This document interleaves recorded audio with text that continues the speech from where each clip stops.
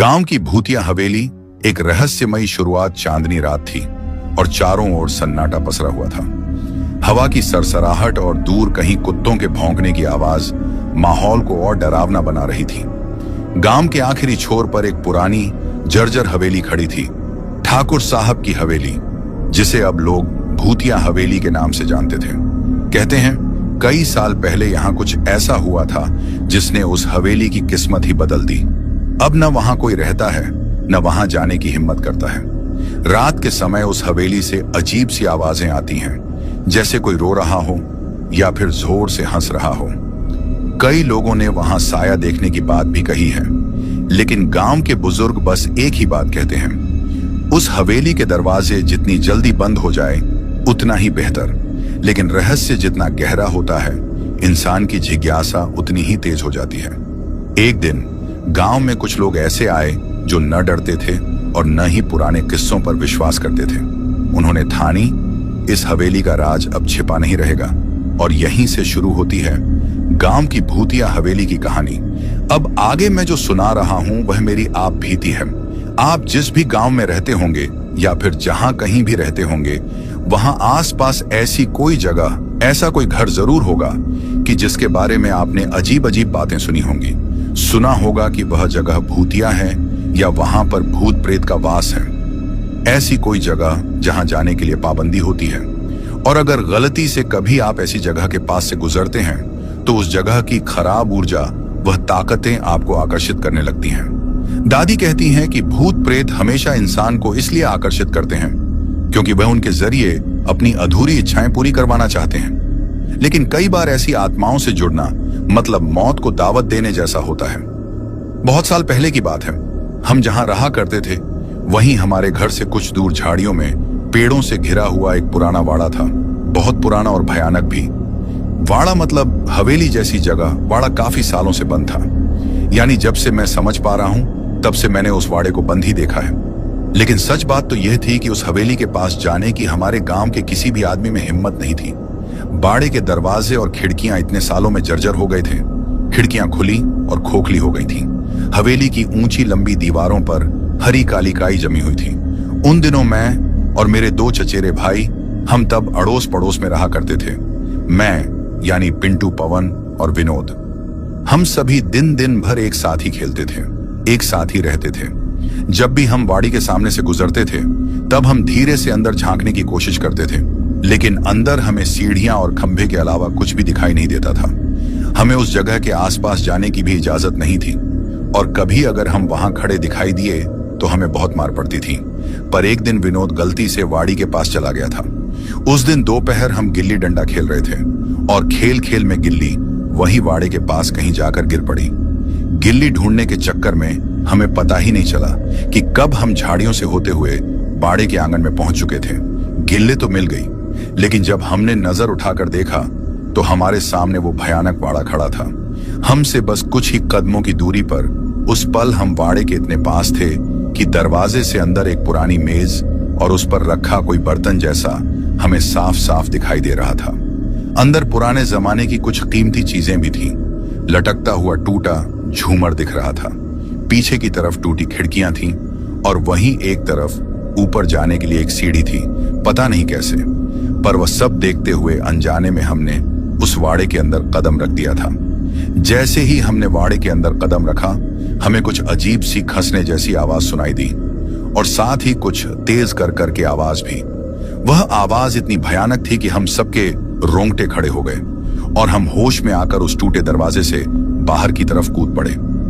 दौड़ते छलांग मारते हुए हम सभी वाड़े के आंगन से बाहर भागे और फिर घर की ओर चले गए। जब हम घर गए तब हम इस बात को सोचकर ही डर गए थे कि कुछ देर पहले हम वाड़े के अंदर थे, लेकिन अब एक प्रॉब्लम हो गई थी। वाड़े से बाहर भागते हुए मेरी दादी ने हमें देख लिया था। हम जैसे ही घर पर पहुंचे, दादी ने इशारे से हम तीनों को अपने पास बुला लिया। तीनों भी डरते घबराते दादी के पास पहुंचे और दादी कुछ कहे उससे पहले हमने कहा, दादी हमारी गिल्ली हो गई थी उसे ढूंढते हुए। हम कब वाड़े तक चले गए हमें पता ही नहीं चला। होश आया तब देखा कि हम वाड़े के अंदर थे और इस हम दौड़ते हुए घर आ गए। दादी ने मेरी कलाई को कसकर दबाते हुए पास बिठाया और अपनी बूढ़ी आवाज में वो कहने लगी, मेरी बात ध्यान से सुनो। काफी साल पहले उस वाड़े में एक बड़ा ठाकुर रहा करता था। व्यापार बड़ा था, इसलिए वह ज्यादातर घर के बाहर ही रहता था। महीने में बस 2-4 दिन ही वह घर आता था, पर जब भी आता मुझसे मिलता था। वह मुझे भी अपनी माँ की तरह मानता था। वाड़े में उसके अलावा उसकी पत्नी पूजा और माँ सिर्फ दोनों ही रहा करती थी। एक बार जब वह लौटकर वापस आया तो पूजा ने उसे खुशखबरी दी कि वह गर्भवती है, लेकिन ठाकुर की माँ तब काफी बूढ़ी थी और उसका ख्याल नहीं रख सकती थी। इसलिए फिर ठाकुर ने एक दूसरी औरत को काम पर रखा। वह काम वाली अकेले ही रसोई, कपड़े, बर्तन सब काम किया करती थी, लेकिन सिर्फ दिन में रात में दोनों सास बहू अकेले ही होती थे। ऐसे ही एक दिन बीच रात पूजा को प्रसव पीड़ा शुरू हो गई। ठाकुर उन दिनों किसी दूसरे गांव में था। बूढ़ी सास अपने कमरे में सो रही थी और उधर पूजा अपने कमरे में दर्द से कर रही थी, लेकिन बूढ़ी सास को इस बात की जरा भी भनक नहीं थी। दरअसल बच्चा होने में तब 2 महीने बाकी थे और वक्त से पहले ही पूजा प्रसव पीड़ा में आ गई थी। पूजा देर तक दसे चिल्लाती रही, लेकिन बाड़ा अंदर से बंद होने के कारण बाहर किसी को कुछ पता नहीं चला कि अंदर क्या हो रहा है। उसी रात बच्चा पैदा भी हो गया और वह वहीं पर पड़ा रहा। पूजा रात भर दर्द से चकती रही, लेकिन बहुत ज्यादा खून बहने की वजह से उसकी जगह पर ही मौत हो गई। बच्चा रोते रोते शायद बेहोश हो गया। बूढ़ी की जब नींद खुली तब वो उठकर ऊपर बहू के कमरे में चली गई, लेकिन सामने का नजारा देख उसे भी झटका लगा और वह भी चल बसी। दूसरे दिन सुबह हमेशा की तरह काम वाली हवेली आ गई, लेकिन अंदर से कोई भी दरवाजा नहीं खोल रहा था। काफी देर बाद काम वाली ने पड़ोस में रहने वाले आदमी से मदद ली और दरवाजा तोड़कर हवेली के अंदर चली गई। अंदर जाने पर सामने पड़ी लाशों को देखकर वहां खड़े सारे लोग घबरा गए। छोटे बच्चे को अस्पताल ले जाया गया, लेकिन दुर्भाग्य से बच्चा कमजोर होने की वजह से उसने रात में ही दम तोड़ दिया था। उसी दिन ठाकुर तक खबर पहुंचाई गई। ठाकुर भी सारा काम छोड़कर दौड़ता हुआ घर आ गया और अपने घर वालों की लाशें देखकर फूट फूट कर रोने लगा। माँ, पत्नी और बच्चा, उसका सब कुछ एक रात में ही खत्म हो गया था। पड़ोस में रहने वाले लोगों ने ही उसे शांत किया और किसी तरह समझाया। उन सब की मौत के कुछ दिनों बाद ठाकुर मेरे पास आया और वह अपना दुख सुनाने लगा। उसे पता था कि मैं आत्माओं से संपर्क कर सकती हूँ, उनसे बात कर सकती हूँ। इसलिए ठाकुर ने अपनी पत्नी पूजा से बात करने की इच्छा जताई, पर मैंने उसे मना कर दिया, क्योंकि मैं मेरी शक्ति का उपयोग आत्माओं को बुलाने के लिए नहीं करती, बल्कि जिन्हें किसी आत्मा से परेशानी है, कोई तकलीफ है, उन्हें उनसे छुटकारा दिलाने के लिए करती हूँ। इसीलिए मैंने उसे बहुत समझाया और दूसरी शादी करने का सुझाव दिया। काफी समझाने के बाद ठाकुर ने दूसरी शादी की बात मान ली और वह शादी के लिए तैयार हो गया। बड़ा ठाकुर था, इसलिए रिश्तों की कमी नहीं थी। उसके बाद कुछ ही हफ्तों में ठाकुर ने दूसरी शादी कर ली और हवेली में फिर एक सुहागन का आगमन हुआ। दिव्या नाम था उसका। लेकिन शादी के बाद मासिक श्राद्ध के दिन रात एक बहुत भयानक घटना घटी।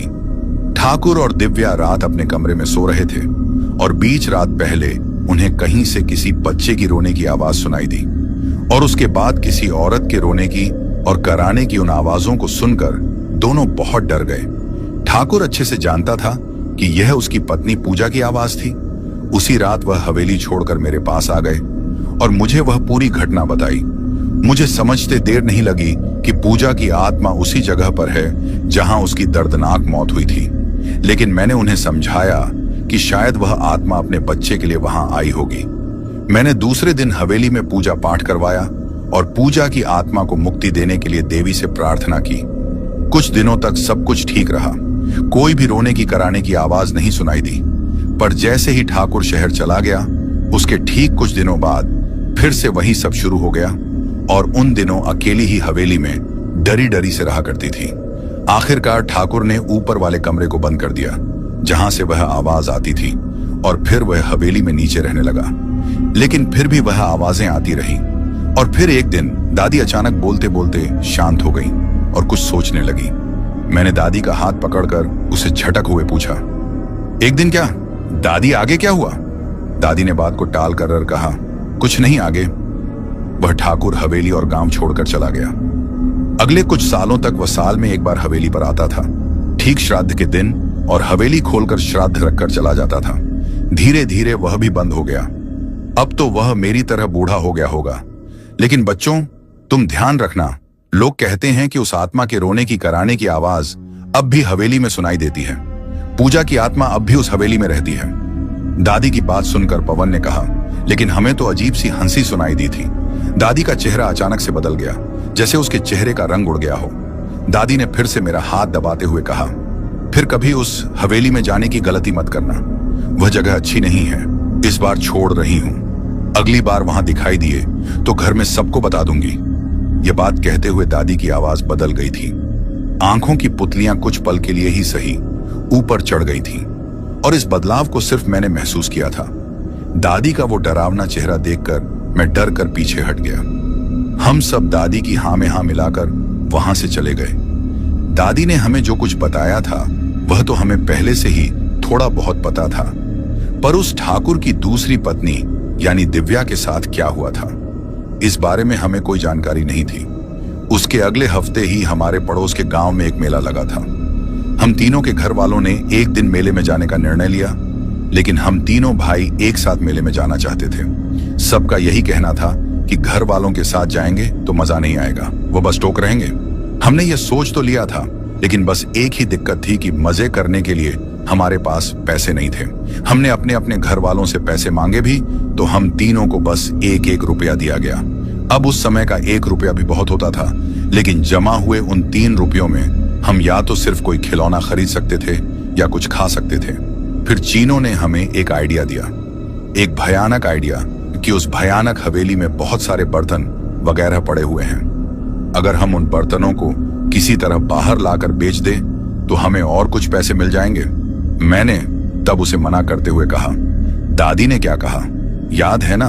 तो वो गंदा सा मुंह बनाते हुए बोला, हाँ हाँ पता है, लेकिन हम थोड़ी ना रात में जाएंगे, हम तो दोपहर में जाएंगे। मैंने पापा को कहते हुए सुना था कि यह भूत प्रेत दिन में किसी को कुछ नहीं करते, और उस वक्त तो दादी भी सो रही होगी, हमें कोई भी नहीं देखेगा और हम चुपचाप अपना काम करके बाहर आ जाएंगे। पवन ने भी उसकी हाँ में हाँ मिलाते हुए कहा, हाँ सच है, उस दिन जब हम हवेल में गए थे तब अंधेरा होने लगा था, शायद इसलिए हमें वह अजीब आवाज सुनाई दी होगी। वो भी हाँ ना करते करते अंदर जाने के लिए तैयार हो गया, लेकिन मुझे कुछ समझ नहीं आ रहा था कि मैं क्या करूं। तब उन दोनों ने मुझे कहा कि तुम सिर्फ बाहर खड़े रहो और बाहर आने जाने वाले लोगों पर नजर रखो। मैंने उन दोनों की बात पर विश्वास कर लिया और हवेली की ओर जाने के लिए तैयार हो गया। काफी देर तक हम बस यही सोच रहे थे कि पैसे आने के बाद हम क्या क्या करेंगे। कोई कह रहा था कि हम झूले में बैठेंगे, तो कोई कहता कि हम खिलौने खरीदेंगे, और फिर उसी दिन दोपहर 12 बजे के करीब हम तीनों वाड़े पर जाने के लिए निकल पड़े। हवेली को लेकर मन में थोड़ा सा डर जरूर था, लेकिन दोपहर का वक्त था, सब तरफ रोशनी थी। बस इस बात को सोचकर हमें थोड़ा अच्छा महसूस हो रहा था। हमने डरते डरते हवेली की आंगन में कदम रखा। पीछे की तरफ जो खिड़कियां थीं, उन खिड़कियों को देखते हुए हम तीनों भी एक टूटे दरवाजे के पास जाकर खड़े हो गए और डरते हुए हम हवेली के अंदर चले गए। बिना कोई आवाज की हम हवेली के अंदर एक सीढ़ी के पास वाले कमरे तक चले गए थे। ये शायद वही कमरा था जहां वह ठाकुर और उसकी दूसरी पत्नी रहा करते थे। हमारा अनुमान था कि हमें वहां जरूर कुछ कीमती चीजें मिल जाएंगी। सच कहूं तो उस वक्त हमारे मन में चोरी का ख्याल नहीं था, लेकिन हम बच्चे थे और बस कुछ पैसे जुटाकर अपनी ख्वाहिशें पूरी करना चाहते थे। धीरे धीरे सुबह और चीनों के साथ मैं भी अंदर के कमरे तक चला गया। मैं तब बाहर ही रुकने वाला था, लेकिन अंदर क्या क्या है यह देखने की मुझ में भी उत्सुकता थी। हमने दरवाजा खोला और कमरे के अंदर कदम रखा। वहां अंदर सामने दीवार पर किसी की एक बड़ी सी तस्वीर लगी थी। पता नहीं वह ठाकुर की पहली पत्नी थी या दूसरी, लेकिन दिखने में वह बहुत सुंदर लग रहे थे। माथे पर बड़ा कुमकुम था और शरीर पर पुराने जमाने की रेशमी साड़ी। बस तस्वीर का थोड़ा रंग उतर गया था, इसलिए उसका चेहरा साफ नजर नहीं आ रहा था। अंदर हर तरफ धूल थी, हर जगह जाले बने हुए थे। आसपास पड़े फर्नीचर पर धूल की मोटी परत जमी हुई थी। कमरे के एक कोने में अंदर एक और दरवाजा था और वहीं पास में एक पलंग को लगकर रखे एक स्टूल पर एक सुंदर सुराही थी। वह शायद पीतल की सुराही थी और उस पर बहुत मूल्यवान पत्थर जड़े हुए थे। आसपास और भी कुछ नक्काशीदार बर्तन थे। पवन ने सुराही को हाथ लगाया और उसे उठाने की कोशिश की, लेकिन वो सुराही जैसे वहां पर चिपक सी गई थी। हम सब एकाएक कर उसे उठाने की कोशिश कर रहे थे, पर सुराही अपनी जगह से 1 इंच भी नहीं ली। जिन्होंने एक आखिरी बार अपनी पूरी ताकत लगाकर सुराही को उठाने की कोशिश की और तभी कहीं से कुछ खुलने की आवाज सुनाई दी। वह आवाज ठीक वैसी थी जैसे पुराने जमाने का लकड़ी का कोई बड़ा सा दरवाजा खुलता है। आवाज को सुनते ही हम तीनों पीछे हट गए। सुराही को छोड़ हम वापस बाहर आ गए। बाहर आकर देखा तो वहां बाईं ओर ऊपर जाने के लिए एक और सीढ़ी थी। हम सभी एक दूसरी को ओर देखने लगे, क्योंकि अभी कुछ देर पहले वहां हमें कोई सीढ़ी दिखाई नहीं दी थी। हमें लगा शायद कई सालों के बाद वह रास्ता खुला होगा। पवन और चिन्नू मिरोर देखते हुए बोले, ऊपर जाए क्या? शायद ऊपर और भी ज्यादा कीमती चीजें हो सकती हैं। मैंने ऊपर अंधेरे की ओर देखते हुए कहा, घना अंधेरा है। तब पवन बाहर इशारा करते हुए बोला, तो क्या हुआ? अभी तो दोपहर का वक्त है ना। वह दोनों सोच रहे थे कि कुछ बड़ा हाथ लग गया तो फिर कभी यहां आने की जरूरत नहीं पड़ेगी। और फिर हमने ऊपर जाने का फैसला किया। हमारे मन में अब लालच आ गया था। हम सीढ़ियां चढ़कर ऊपर की ओर चले गए। ऊपर हर तरफ घना अंधेरा था। इतने में उस हवेली के अंदर कहीं से कर कर की आवाज सुनाई दी। ऊपर इतना ज्यादा अंधेरा था कि आसपास हमें कुछ भी दिखाई नहीं दिया। इसीलिए फिर आवाज सुनते ही हम घबराकर भागते हुए नीचे आ गए। उस वक्त हम तीनों भी हवेली के बीचों बीच खड़े थे। लेकिन एक बात जो हम में से किसी के ध्यान में नहीं आई कि हवेली का दरवाजा बंद हो चुका था। उसी पल हमें कहीं से कोई गुनगुनाने की आवाज सुनाई देने लगी, जैसे कोई लोरी गा रहा हो। गुनगुनाने की वह आवाज हवेली में चारों ओर गूंज रही थी। उस गूंज को सुनते ही मुझे री दादी की बात याद आ गई कि इस हवेली में ठाकुर की पहली पत्नी की आवाज आज भी सुनाई देती है। लेकिन दादी ने तो कहा था कि आवाज ऊपर के कमरे से आती है और यह आवाज तो नीचे से आ रही है। पवन ने अपने आसपास देखा क्या? इस हवेली में और भी कोई रहता है क्या? पवन ने ऐसा कहा और वह चुप हो गया। अब हम तीनों भी वहां ज्यादा देर तक रुकना नहीं चाहते थे। हमने सोचा कि हम पहले जिस कमरे में गए थे हम फिर से उसी कमरे में जाएंगे और वहां जो कुछ भी हाथ लगेगा उसे उठाकर यहां से निकल जाएंगे। हम वापस नीचे वाले उसी कमरे में चले गए।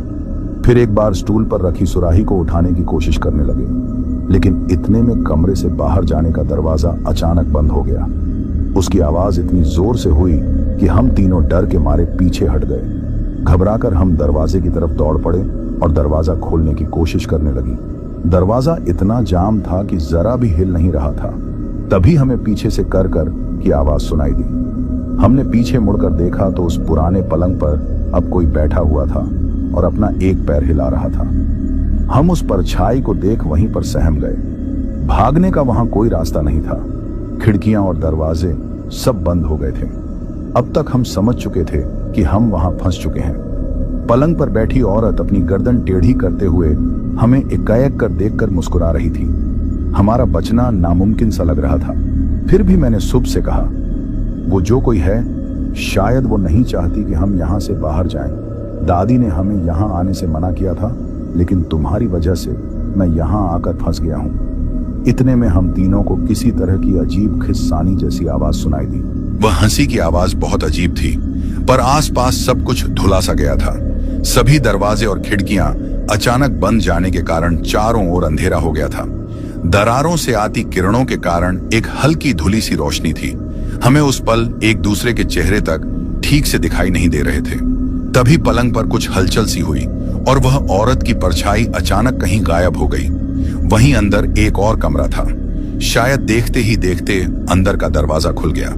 हमने ध्यान से देखा तो हमें सामने दरवाजे में वही परछाई खड़ी दिखाई दी। मैंने विनोद का हाथ पकड़ते हुए कहा, यह क्या है? यह कौन है? और जब मैंने यह कहा, पवन अपने आप ही उस परछाई की ओर घसीट हुआ खींचा जाने लगा और जाकर वह ठीक उसी औरत के सामने गिर पड़ा। वह नजारा देख मैं चिल्लाने लगा और मुझे देख चीनो भी चीखने लगा। पर वह औरत, वह परछाई अपनी बड़ी बड़ी आंखों से सुबह को गुस्से से देख रहे थे। पवन का पूरा शरीर पड़े पड़े कांप रहा था।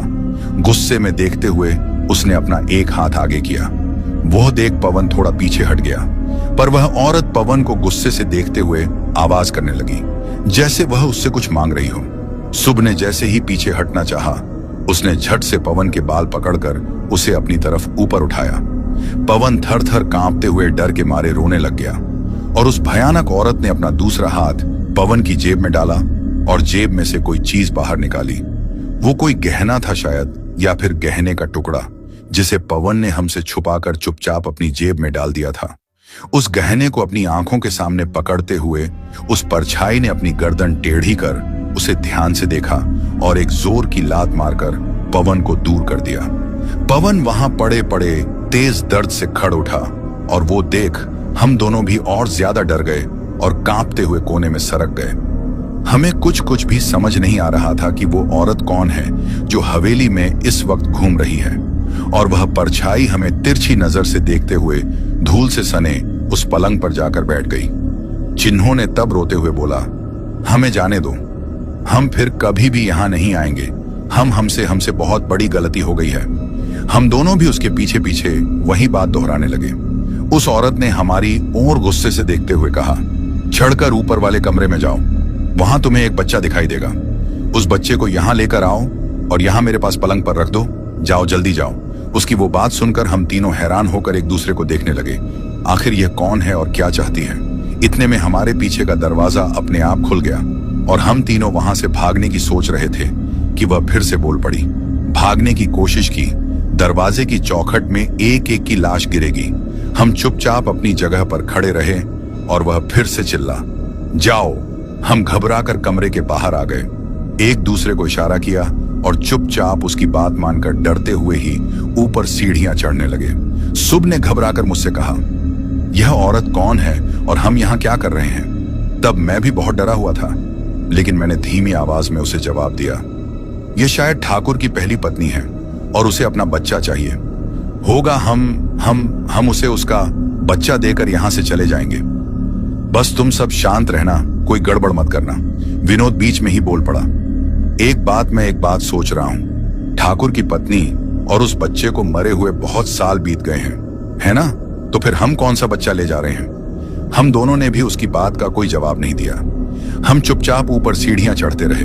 किसी तरह हिम्मत कर हम तीनों ऊपर एक कमरे के पास पहुंचे। अजीब बात तो यह थी कि जहां पहले घना अंधेरा था, अब वह कमरा रोशनी से भरा हुआ था और वहां जाते ही कमरे के अंदर हमें एक बच्चा दिखाई दिया जो दिखने में मरा हुआ लग रहा था, लेकिन उसके बावजूद वो रो रहा था। हमने बिना देर किए, बिना कुछ सोचे उस बच्चे को उठा लिया और नीचे जाकर कमरे में बैठी उस औरत के पास पलंग पर रख दिया। बच्चे को पलंग पर रखकर हम फिर से पीछे हट गए। औरत ने बच्चे को बड़े ध्यान से देखा और उसे उठाकर अपने सीने से लगा लिया। फिर उसने हमारी ओर बिना देखे कहा, जा, भाग जाऊं यहां से और फिर कभी वापस यहां आने की गलती मत करना, नहीं तो मैं तुम्हें जिंदा नहीं छोड़ूंगी। जैसे ही उसने ये बात कही, हम बिना यहां वहां देखे वहां से भागते हुए उस हवेली से बाहर निकल गए। उस वक्त का 1 बज रहा था। हम में से कोई भी किसी से बात नहीं कर रहा था। हम तीनों भी बस घर की तरफ भागे जा रहे थे। घर पहुंचे तब हम तीनों को भी तेज बुखार चढ़ गया था, पर किसी को क्या कहते, क्या बताते, इसलिए हम तीनों भी अंदर के एक कमरे में जाकर छिप गए। घर में किसी को कुछ भी बताने की हम में से किसी में भी हिम्मत नहीं थी। माँ ने हमें दोपहर के खाने के लिए पुकारा, लेकिन हमने कहा कि हमें भूख नहीं है, और उस वक्त दादी यह सब देख रही थी। वह हमारी बातें सुन रही थी। शायद उसे हम पर शक हो रहा था। मैंने पवन और चिन्नू से कहा, हम कहीं बाहर चले, क्या अगर दादी को यह सब पता चल गया तो दादी हमें बहुत मारेगी। दादी को शक ना हो इसीलिए हम घर की छत पर जाकर बैठ गए। हमें लगा कि दादी सीढ़ियां चढ़कर ऊपर नहीं आएगी। हमें वहां पर छुपे हुए 2 घंटे हो गए थे। घर वाले भी उस वक्त तक मेले में चले गए और हम छत पर ही छुपे रहे। शायद इसलिए घर वालों को लगा कि हम उनसे पहले ही मेले में चले गए हैं। किसी ने भी हमें ढूंढने की कोशिश नहीं की। बस दादी को यह बात पता थी और आखिरकार सबके जाने के बाद दादी को हम पर और ज्यादा शक हो गया और फिर एक एक सीढ़ी चढ़ते हुए दादी खुद ही ऊपर आ गई। ऊपर आते ही गुस्से से वह हमारी तरफ देखने लगी। बच्चों, दोपहर को कहां गए थे? घर में कहीं दिखाई नहीं दिए। मेले में जाने के लिए तुम्हें और पैसे चाहिए थे क्या? दादी की बात सुन पवन और विनोद दोनों मेरी ओर देखने लगे। मुझे पता था कि दादी अक्सर बिना बताए कई बातें जान जाती हैं। छुपाने से कोई फायदा नहीं था। फिर मैंने सोचा कि दादी को सब कुछ बता देना और उसे माफी मांग लेना ठीक होगा। और फिर मैंने हकला हुए कहा, दादी। दोपहर को हम तीनों फिर से हवेली में गए थे। उस पुराने बाड़े में इतना बोलते ही दादी ने हमें देख गुस्से में डंडा पटका, पर फिर भी मैं बोलता रहा। हमें लगा कि वहां हमें कोई कीमती चीज मिल जाएगी। उसे बेचकर कुछ पैसे आ जाएंगे। लेकिन दादी दादी, हमने वहां एक बहुत भयानक चीज देखी। वहां एक औरत की परजई थी। उसने सू के पेट में लात मारी और उसने हमें एक बच्चा लाकर देने के लिए कहा। तभी उसने हमें वहां से जाने दिया।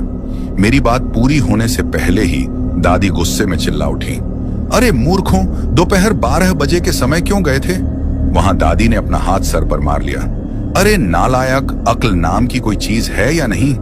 वह औरत और कोई नहीं, उस ठाकुर की दूसरी पत्नी मंदाकिनी थी। उस सुहागन की भी वहीं पर मौत हुई है और उसकी आत्मा दिन रात हवेली में घूमती रहती है। तुम्हें जरूर वहीं मिली होगी। पता नहीं अब आगे क्या होगा। तुमने किन्हीं की आत्मा को उसकी सौतन का बच्चा लाकर दे दिया है। मुझे तो यह सोचकर ही बहुत डर लग रहा है कि जब बच्चे की मां को पता चल जाएगा, जब वह जाग जाएगी, तब क्या होगा। दादी के ऐसा कहते हम तीनों और भी ज्यादा डर गए। हमें अपने नजरों के सामने हमारी माल खड़ी दिखाई देने लगी। तब दादी कुछ देर शांत रही और फिर हम सबके घबराए हुए चेहरे को देख आगे कहा, मैं तुम्हें उस दिन उस दूस भूत के बारे में बताने वाली थी, लेकिन सोचा कि हवेली में भूत है। इतना जानने के बाद तुम वहां जाने की हिम्मत नहीं करोगे, पर तुमने वही किया जिसका मुझे डर था। तुम्हारी जानकारी के लिए बता दूं, उस दूसरी सुहागन दिव्या की भी इच्छा थी कि उसे भी बच्चा हो, लेकिन बच्चा होने से पहले उसकी सौतन यानी पूजा की आत्मा ने दिव्या का गला घोंटकर उसे उसी के कमरे में मार डाला था, जहां पर उस आत्मा ने अपनी सौतन को जिंदा नहीं छोड़ा। वहां वह तुम्हारा क्या हल करेगी? बहुत ही बड़ी गलती कर दी है। तुम तीनों ने यह सब सुनने के बाद हमारा शरीर ठंडा पड़ चुका था। हम कुछ भी बोलने की हालत में ही नहीं थे। दादी की बातें सुनकर हम डर से कांप रहे थे। मैंने दादी से घबराते हुए कहा, दादी दादी, अगर हम उस औरत की बात नहीं मानते तो वह हमें मार देती। उसने हमारे सामने शर्त रखी थी और इसलिए हमें वह बच्चा उसे देना पड़ा। हम जब दादी की बातों को सुन रहे थे, तभी हमने देखा कि बगल में बैठा चुनू कहीं अचानक गायब हो गया था। आसपास देखते हुए पवन ने कहा, यह चीनो कहां चला गया? अभी तो यहां था। मैंने भी अपने आसपास नजर घुमाई, शायद पेशाब करने गया होगा। लेकिन दादी ने छत से नीचे देखते हुए कहा, बच्चों, तुम दोनों को भी ऐसे ही वहां बुलाया जाएगा। अभी वक्त है। अंधेरा होने से पहले हवेली में जाकर उस बच्चे को वापस उसी कमरे में रखकर आ जाओ। दादी की बात सुनकर हमने नीचे देखा तो विनोद अकेले ही चलते चलते हवेली की ओर जा रहा था। मैंने तब डरते हुए दादी से कहा, और अगर उस औरत की आत्मा ने हमें जान से मार दिया? तो दादी कुछ देर शांत बैठी रही। उसने अपनी आंखें बंद कर ली और फिर कुछ सोचने लगी। मैं दादी का यह रूप देखकर हैरान था कि अपनी शक्ति से एक लात में नारियल के पेड़ को गिराने वाली दादी आज किस बात से इतना डरी हुई है? वह हमारी मदद क्यों नहीं कर रही? तब दादी ने अपनी आंखें खोलकर हमारे सिर पर हाथ रखा। दुर्गा माता का आशीर्वाद लो और फिर चले जाओ। दुर्गा माता तुम्हारी रक्षा करेगी। हम दौड़ते हुए ही छत से नीचे आ गए। फिर दुर्गा माता के सामने अपना माथा टेका और वहां पर रखी भभूत लगाकर हम वैसे ही भागते हुए चीनों के पीछे चले गए। जैसे ही हम हवेली के आंगन में पहुंचे, हम अपने आप ही हवेली की ओर खींचते चले गए। वहां क्या हो रहा था हम समझ नहीं पा रहे थे। हमें बस एक औरत की रोने की आवाज सुनाई दे रही थी और हम तीनों भी धीरे धीरे उस आवाज की ओर खींचे जा रहे थे। हम तीनों एक बार फिर से हवेली के अंदर चले गए। ऊपर की मंजिल पर सीढ़ियों के पास एक और परछाई खड़ी थी, जो कि ऊपर से हमें ही देख रहे थे। तब मुझे दादी की बात याद आ गई, बच्चे को लौटा दो वरना वह तुम्हें जिंदा नहीं छोड़ेगी। हम डरते कांपते हुए नीचे के कमरे तक जा पहुंचे। ये वही कमरा था जहां पर हमने उस दूसरी सुहागन औरत को देखा था। जैसे ही हम तीनों ने एक एक कर दरवाजे के अंदर कदम रखा, हमें तेज हवा के साथ तेज सरसराहट की आवाज सुनाई दी। वो परछाई अंदर अंधेरे से सरकती हुई हमारे सामने आकर खड़ी हो गई और किसी सांप की तरह हमें देख फुसफुसाना लगी। उस पल हमने देखा कि बच्चा अब भी पलंग पर था। जैसे ही हमने बच्चे की ओर देखा, वह शैतान जैसी दिखने वाली औरत हमारी ओर गुस्से से देखने लगी। क्यों आए हो? यहाँ कहाँ था? न दोबारा यहाँ दिखाई म देना कहाँ था? न कि मैं तुम्हें जान से मार दूंगी। पवन हड़बड़ा हुए बोला, हम उस बच्चे को लेने आए हैं, उसे उस कमरे में वापस रखना है। बच्चे का नाम सुनते ही वह परछाई बच्चे को उठाकर सांप की तरफ फुटकाते हुए हवा में खड़ी हो गई। उसका वह रूप देखकर हम पीछे हट गए। गुस्से से उसकी आंखें लाल हो गई थी। चेहरा भी अजीब सा दिखने लगा था और देखते ही देखते वो से हमारी ओर सरकते हुए बोली, मैंने उस ठाकुर से शादी की थी, सिर्फ इसलिए उसकी पहली पत्नी ने मेरी जान ले ली। मेरे पेट में भी बच्चा पल रहा था और तब उसने मुझे मार डाला। एक गर्भवती महिला को मारने का पाप उसके हाथों से हुआ है। बच्चे को उसके साथ रहने का कोई हक नहीं है और किसी ने भी बच्चे को मुझसे छीनने की कोशिश भी की तो उसकी जान जाएगी। हम घबराकर फिर से कमरे के बाहर आ गए। क्या करें, कुछ समझ नहीं आ रहा था। एक तरफ कुआं था तो दूसरी तरफ खाई थी। बाहर आकर देखा तो सीढ़ियों पर मौजूद बच्चे की मां हमारी ओर गुस्से से देख रही थी और अब उसे भी पता चल गया था कि हमने ही उसकी बच्चे को उससे अलग किया है। उसने अजीब सी आवाज करते हुए गुर्रा हुए कहा, हाँ, मेरा बच्चा मेरे पास लाकर दो। अगर मेरा बच्चा मुझे नहीं मिला तो तुम तीनों की गर्दन पर पैर रखकर मैं तुम्हें इसी हवेली के अंदर गाड़ दूंगी। हमारे दिमाग ने अब काम करना बंद कर दिया था। हम बस इतना जानते थे कि कुछ भी हो, हमें उस मां को उसका बच्चा वापस देना ही होगा। हम तीनों भी नियति के जाल में फंस गए थे। मैं फिर से नीचे के कमरे में चला गया और उस सुहागन की आत्मा से हाथ जोड़कर कहा, आपने जैसा कहा था हमने ठीक वही किया। आपको बच्चा चाहिए था, हमने आपको बच्चा लाकर दे दिया। आपकी इच्छा पूरी कर दी। अब हम पर दया करो, हमें वह बच्चा वापस बस दे दो। वो औरत हमारी ओर देखकर हंसने लगी और जोर जोर से हंसने लगी। चीनो भी डरते डरते उस सुहागन औरत के पास चला गया। तब वह औरत पलंग पर बच्चे को अपनी गोद में लेकर पालत मारकर बैठी हुई थी। चीनो ने भी हाथ जोड़कर उसे कहा, बस एक बार मुझे बच्चे को उसकी मां के पास ले जाने दीजिए। बच्चे को शायद भूख लगी है, उसे दूध पिलाकर फिर मैं आपको लाकर दे दूंगा। छनो ने ऐसा कहा और वह सुहागन औरत उसकी ओर देखती रह गई। काफी देर तक उस औरत ने कुछ नहीं कहा। उसका चेहरा शांत हो गया। बच्चा ना जाने कब से रो रहा था और शायद उससे भी यह देखा नहीं गया, लेकिन पता नहीं तब क्या हुआ। चीनो की बात काम कर गई। लगा जैसे चमत्कार हो गया हो। सुहागन ने अपने हाथों में उस बच्चे को उठाकर अपने दोनों हाथ आगे कर दिए। अब बच्चा मिल तो गया था, लेकिन एक बात मेरी समझ में नहीं आ रही थी कि विनोद बच्चे को वापस कैसे ले आएगा। यह बात तो नामुमकिन थी। शायद हम तीनों का मरना तय है। छनो ने सुहागन के हाथ से बच्चा ले लिया और ऊपर सीढ़ियों पर जाकर बच्चे की मां के पास रख दिया और फिर देखते ही देखते हमारी आंखों के सामने वह बच्चा और उसकी मां दोनों गायब हो गए। यह देखकर हम दोनों भी और ज्यादा डर गए, क्योंकि विनोद बच्चों को वापस लाने वाला था। हमने डरते हुए उससे कहा, विनोद, यह क्या किया तूने? अब वह सुहागन की आत्मा हमें जिंदा नहीं छोड़ेगी। चीनो ने गहरी सांस ली और शांत होकर कहा, जो होना है होने दो। मुझे सिर्फ अपनी गलती सुधार थी, वह मैंने कर दिया है। अब हमारी किस्मत भगवान के हाथ में है। ठीक उसी वक्त दूसरी तरफ सीढ़ियों से कोई ऊपर से नीचे आ रहा था। कोई बुढ़िया थी शायद, जो सीढ़ियां उतर रही थी। पवन ने मेरा हाथ पकड़ लिया। अरे बाप रे, ये उस ठाकुर की मां लगती है जो सदमे में यहां मर गई थी। एक के बाद एक हम तीनों तीन भयानक भूतों से घिरे हुए थे और उस वक्त अपनी सुरक्षा के लिए हमारे पास कुछ भी नहीं था। बस एक गलती के कारण हम तीनों भी मौत के मुंह में फंस चुके थे। हम सोच रहे थे कि किस तरफ भागे। मैंने धीमी आवाज में सुबह और विनोद से कहा, हवेली से बाहर निकलने के अलावा बचने का और कोई रास्ता नहीं है।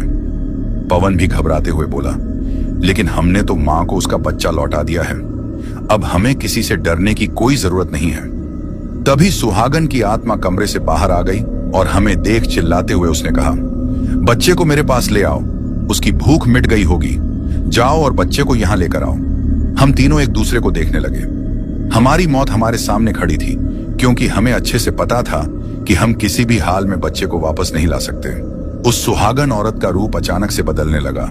उसकी आंखें बड़ी बड़ी हो गईं और तेजी से मेरी तरफ सरकते हुए उसने मुझे जोर का धक्का दे दिया। मैं नीचे गिर पड़ा और फिर उसने पवन और विनोद को अपने दोनों हाथों में ऊपर उठा लिया।